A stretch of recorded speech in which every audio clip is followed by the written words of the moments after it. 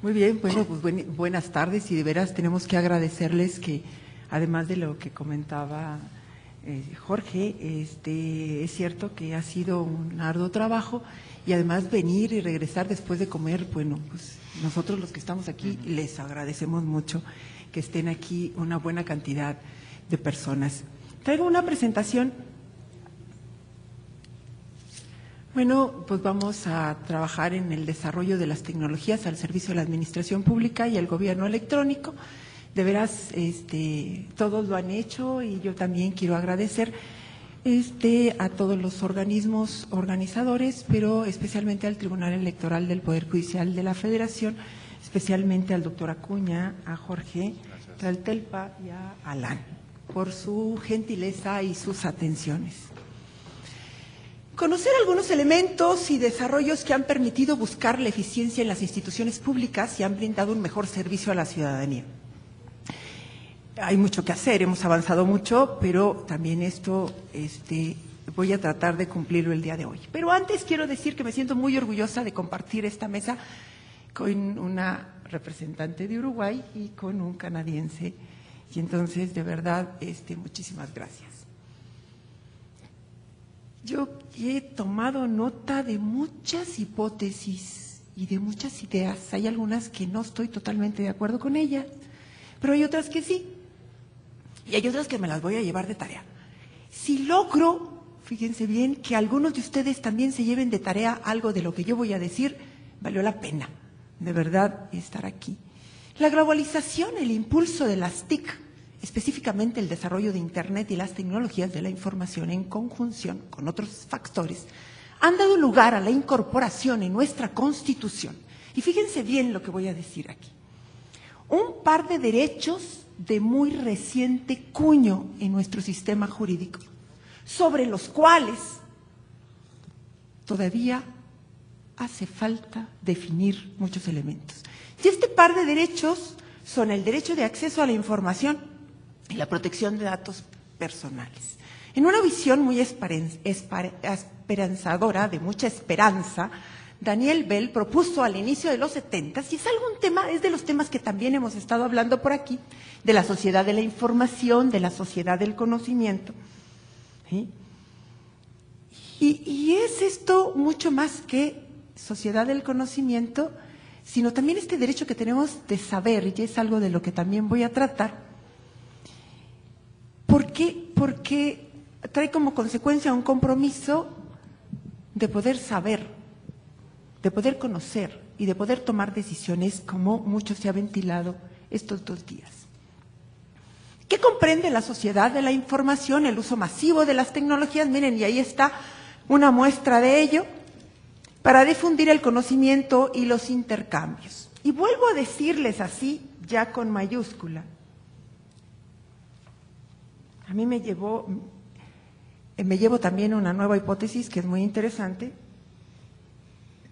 que la información no es poder ya. Yo en mis anteriores conferencias decía la información es poder, y decía la primera gran necesidad del pueblo primero es comer, lo cual ya hicimos todos, ¿verdad?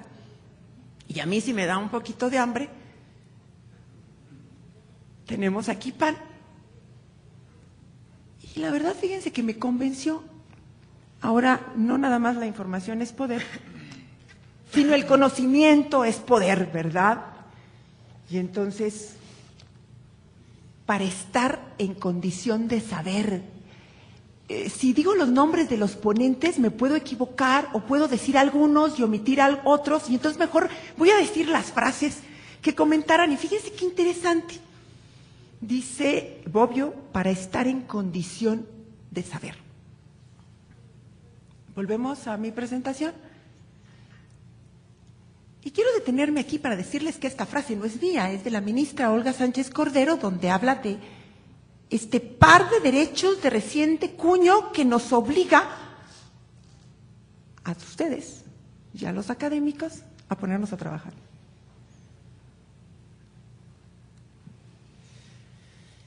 Y el primer derecho es el acceso a la información, porque todos tenemos derecho a saber, todos tenemos derecho a abrir ese candado La transparencia es la obligación, y antes decíamos de las autoridades, pero ahora tenemos que decir de los sujetos obligados.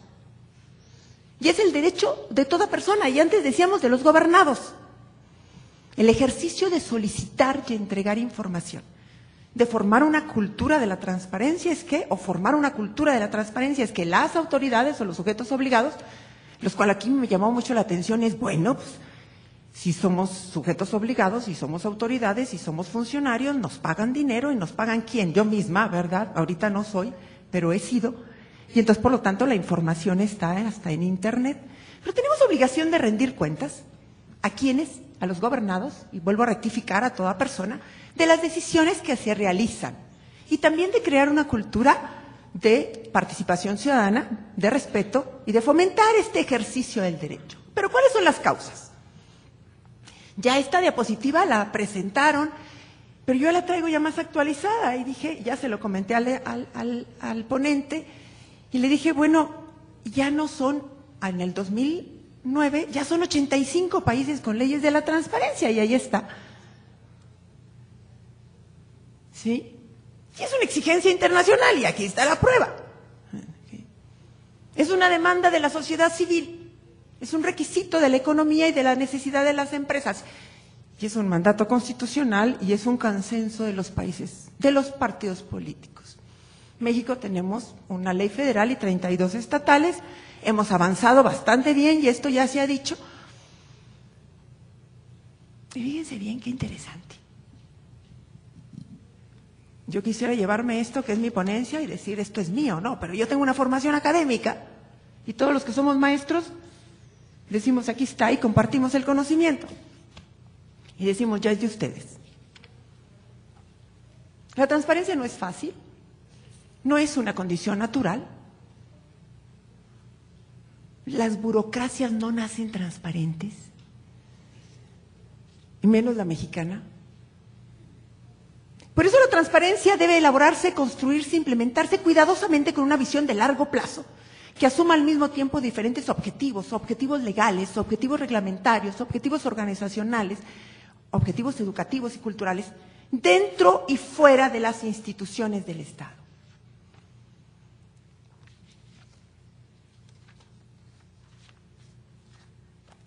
Y vuelvo a otra frase, a la misma frase de Bobbio, para estar en condición de saber. Y fíjense bien las 4 dimensiones del derecho a la información. Primera, el derecho a traerse información. Acceso a los archivos, registros, documentos públicos. Decisión de qué medios se lee, se escucha o se contempla. Y viene lo que ya comentó un ponente anterior a mí. Y bueno, yo nada más aquí lo único que hice, cada vez que escuchaba decía, qué interesante. El derecho a informar, la libertad de expresión y de imprenta.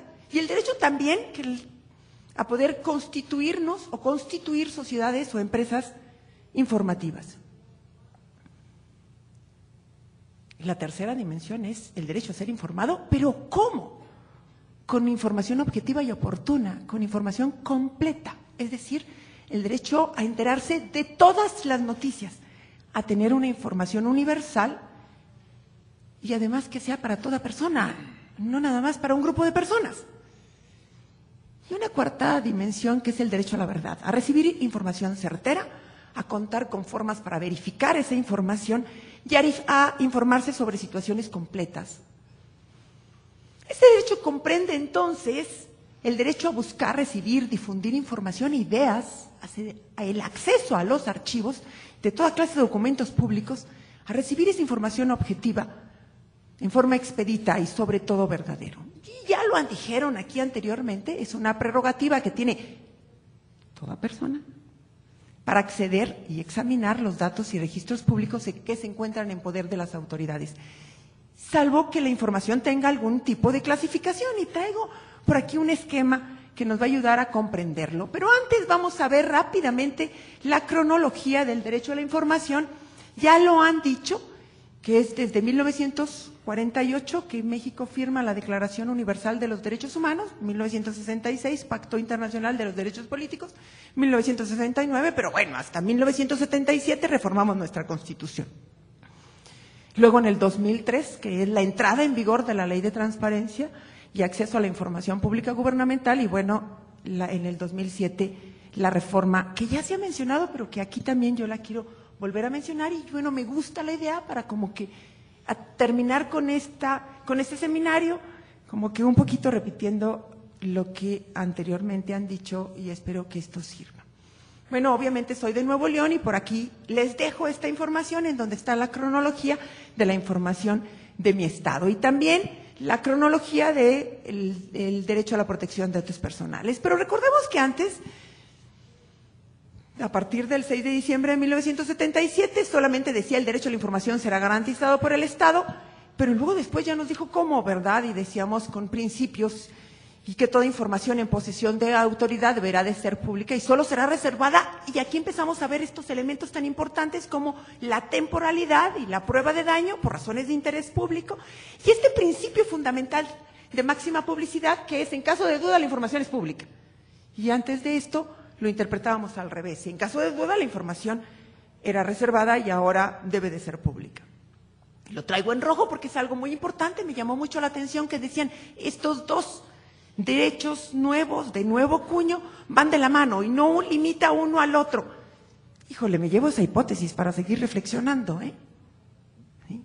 La información a que se refiere a la vida privada y los datos personales serán protegidas en términos y excepciones que fije la ley. Y toda persona sin necesidad de acreditar interés alguno o justificar su utilización tendrá acceso gratuito. Y les platico una anécdota rápidamente. Yo daba, como directora técnica de la Comisión de Transparencia, daba conferencias y una vez me pregunta un sujeto obligado, ¿qué le parece? Si me preguntaba, le tengo que contestar la información porque me la solicitó Mickey Mouse. ¿Sí?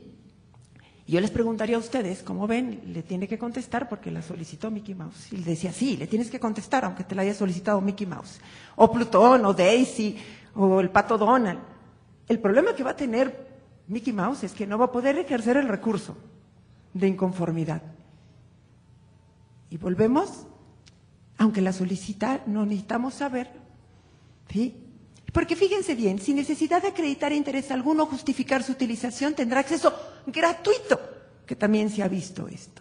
Y bueno, se van a establecer mecanismos y vamos a tener órganos garante con autonomía operativa de gestión y de decisión.